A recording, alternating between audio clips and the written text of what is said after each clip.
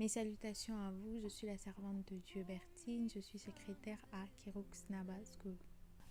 Alors le mois passé, nous avons exploité le thème qui est afin que Simon devienne Pierre, et ce mois-ci, nous restons sur le même thème mais dans un aspect différent qui sera de voir le brisement que Simon avait subi afin de devenir l'apôtre Pierre que nous connaissons aujourd'hui. Voilà pourquoi l'atelier s'appelle Doulos. Doulos qui veut dire esclave ou serviteur.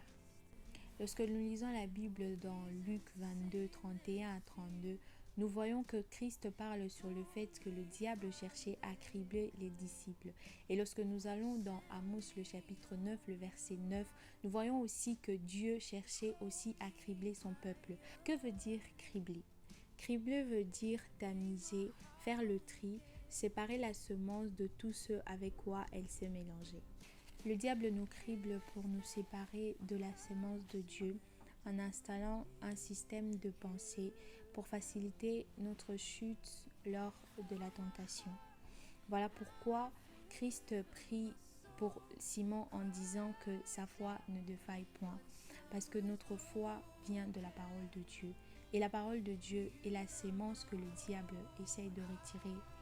Dieu nous crible afin de retirer tout système de pensée, de raisonnement que le diable place en nous, afin que la sémence qui est sa parole demeure en nous. La Bible dit que la foi vient de ce que l'on entend, et ce que l'on entend vient de la parole de Dieu. Et la même Bible dit que sans la foi, nul ne peut plaire à Dieu. Et nous comprenons donc que pour plaire à Dieu, il faut avoir la foi. Or, cette foi nous vient de la parole de Dieu. Le but de Dieu est de nous transformer en disciples d'un simple homme qui avait régné Christ, en disciple qui était prêt à mourir pour lui.